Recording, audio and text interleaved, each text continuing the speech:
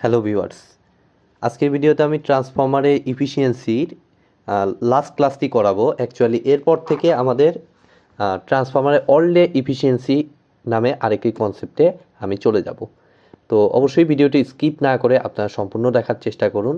আর যদি আপনারা চ্যানেলে আমার নতুন হয়ে থাকেন তাহলে আমি বলবো যে আমার প্লেলিস্ট থেকে ট্রান্সফরমারের উপর আগের বেসিক ভিডিওগুলো একটু দেখে আসুন। বিশেষ করে ট্রান্সফরমারের short circuit test, open circuit test আর হচ্ছে ইফিসিয়েন্সি, ম্যাক্সিমাম ইফিসিয়েন্সি রিলেটেড যে বেসিক ক্লাসগুলো আছে সেই ক্লাসগুলো আপনারা একটু দেখে আসুন, তাহলে আপনাদের বুঝতে সুবিধা হবে। তো চলুন আমি অ্যানালাইসিসে চলে যাই। এখানে বেসিক্যালি আমরা দেখতে পাচ্ছি আমাদের শর্ট সার্কিট টেস্টের একটা রেজাল্ট দেওয়া আছে এইচভি সাইডে, ঠিক আছে, অর্থাৎ প্রাইমারি সাইডে রেসপেক্টে। ফাইন। তো আমাদের এই যে ভ্যালুগুলো দেওয়া আছে বুঝতে পারলাম আমরা। The maximum efficiency occurs at unity power factor, maximum efficiency কথা বলছে, ইউনিটি পাওয়ার ফ্যাক্টরে ঘটে এবং এটা 1.20 টাইমস ফুল লোড কারেন্টের জন্য ঘটে, ঠিক আছে। 1.20 টাইমস ফুল লোড কারেন্টের জন্য মানে এটা ফুল লোড কপার লসের 1.20%, কারণ বুঝতেই পারছেন যে ম্যাক্সিমাম ইফিসিয়েন্সি ঘটবে 1.20 পরিমাণ লোডে, ঠিক আছে। তাইলে এখন বলছে determine full load efficiency at 0.80 power factor, also calculate the maximum efficiency. তো এটা আমাদের বের করতে বলছে।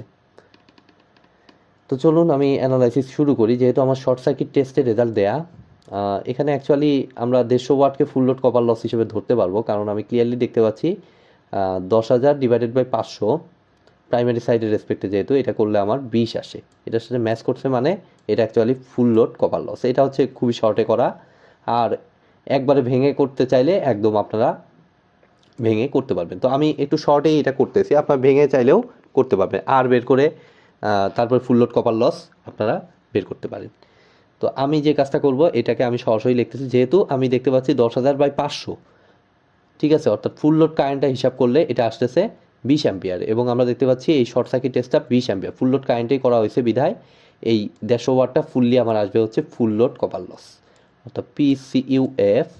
এটাকে আমি বলতে পারি ক্লিয়ারলি 150 ওয়াট।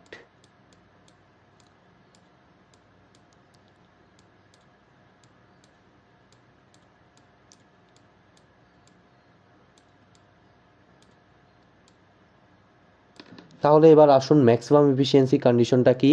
আমরা জানি যে ম্যাক্সিমাম এফিসিয়েন্সি কন্ডিশনটা এর আগে আমি অসংখ্যবার দেখিয়েছি কি, কপার লস এবং কোর লসটা সমান হয় ম্যাক্সিমাম এফিসিয়েন্সি কন্ডিশনে, ঠিক আছে, এবং এটাকে সিইউতে কপার আর এমতে ম্যাক্সিমাম মনে করলাম।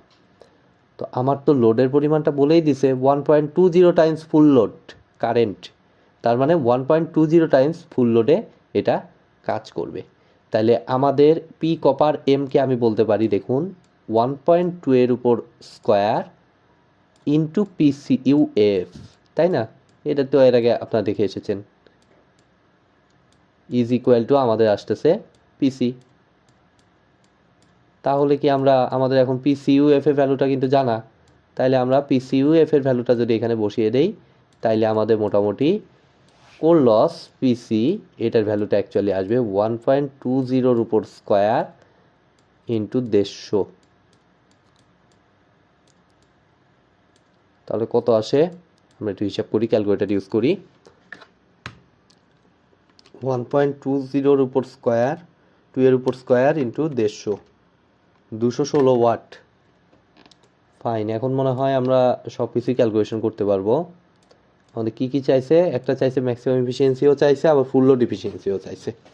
তাহলে আমরা যেহেতু এখানে ম্যাক্সিমাম এফিসিয়েন্সিতে আসি, সো আমি ম্যাক্সিমাম এফিসিয়েন্সিটা আগে হিসাব করি। ইটা এম, এমতে ম্যাক্সিমাম ইজ ইকুয়াল টু আমাদের উপরে আউটপুট। তো ম্যাক্সিমাম এফিসিয়েন্সি কন্ডিশনে এটা কি বলছে, 1.20 পরিমাণ লোড, মানে ওভারলোড অ্যাকচুয়ালি। তাহলে 1.20 ইন্টু আমার হচ্ছে ফুল লোডটা কত, 10 kVA।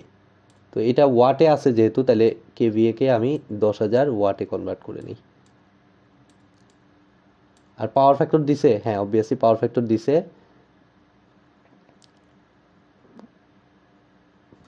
পাওয়ার ফ্যাক্টর 0.8 বসিয়ে দেবেন না, যদি বসিয়ে দেন তাইলে আপনারা 0 খাবেন, কারণ ম্যাক্সিমাম এফিসিয়েন্সি অকার্স অ্যাট, খেয়াল করবেন ইউনিটি পাওয়ার ফ্যাক্টর বলছে। সো এখানে কিন্তু 0.8 বসানো যাবে না, আমি কেবলই বসাইতে ধরছিলাম। সো এগুলো কিন্তু কেয়ারফুল থাকবেন। ম্যাক্সিমাম এফিসিয়েন্সি কন্ডিশনে আমার ইউনিটি পাওয়ার ফ্যাক্টর বলে দিচ্ছে। সো নিচে হচ্ছে আউটপুট প্লাস লসেস, তাহলে আউটপুট হচ্ছে আমার 10,000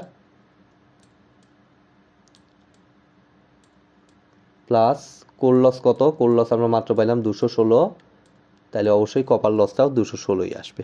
আপনারা এই 1.202 এর উপর স্কোয়ার ইন্টু 150 করেন, ওই 216ই আসবে। তাহলে এটাকে 216 দিয়ে দিলাম ইন্টু আমাদের 100%, তাইলে তো আমার পাওয়ার কথা। একটু ক্যালকুলেশন করে নেই ক্যালকুলেটারের মাধ্যমে।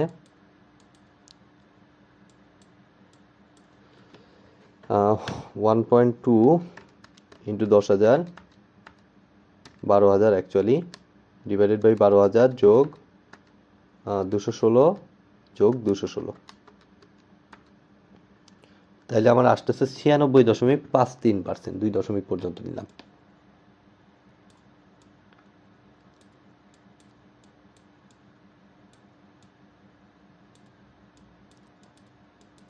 ঠিক আছে, এটা হচ্ছে ম্যাক্সিমাম এফিসিয়েন্সিটা। এবার আমার ফুল লোড এফিসিয়েন্সিও চাইছে। সো ফুল লোড এফিসিয়েন্সিটাকে আমি ইটা এফ দ্বারা প্রকাশ করলাম, এফতে ফুল লোড। তাহলে ফুল লোড মানে আমাদের ফুল 10 kVA ইউজ হবে, অর্থাৎ 10,000 এবং রিমেম্বার এখানে অবশ্যই পাওয়ার ফ্যাক্টর গুণন দিতে হবে। পাওয়ার ফ্যাক্টরটা ফুল লোডের জন্য 0.8 বলে দিচ্ছে, সো এখানে 0.8 ইউজ করতে হবে।